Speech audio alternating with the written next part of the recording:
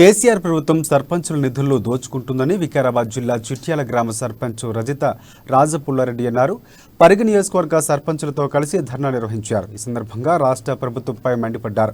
గత సంవత్సరం నుంచి గ్రామ పంచాయతీ నిధులు కేంద్ర ప్రభుత్వం నుంచి పంచాయతీలకు వచ్చిన కేసీఆర్ ప్రభుత్వం అడ్డదారిలో దోచుకుంటుందని మండిపడ్డారు.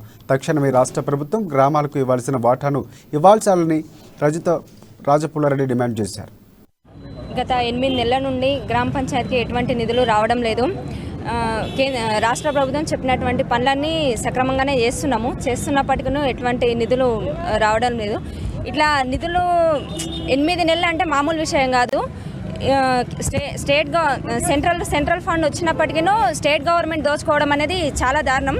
అది సర్పంచ్ ఉప సర్పంచ్ కీలు తీసుకొని ఫోర్జరీ చేయడం అది ఇంకా చాలా దారుణంగా ఉంది. ఈ నిధులు ఏవైతే ఉన్నాయో వెంటనే రిలీజ్ చేయాలి. అలాగే మేము ఏవైతే గ్రామంలో చేసినటువంటి పనులకు ఇంతవరకు ఎట్లాంటి నిధులు కూడా లేవు. ఈ ధర్నా ఇంతటితో ఆగిపోయింది.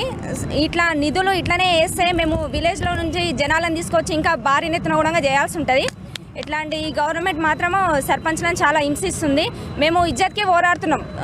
గ్రామంలో ఏ సమస్య వచ్చినప్పటికీ ప్రతిదీ రెస్పాన్సిబిలిటీ అనేది సర్పంచ్ వహించాల్సి ఉంటుంది.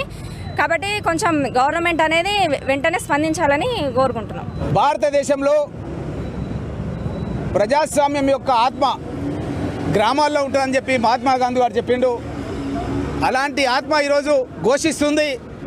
గ్రామ పంచాయతీలకు రావాల్సినటువంటి నిధులను ఆ రోజు రాజీవ్ గాంధీ గారు ప్రధానమంత్రిగా ఉన్నప్పుడు కేంద్రం నుంచి వచ్చే నిధులు మధ్యవర్తులు దోచేస్తున్నారు, కాజేస్తున్నారు. కాబట్టి నేరుగా ప్లానింగ్ కమిషన్ ద్వారా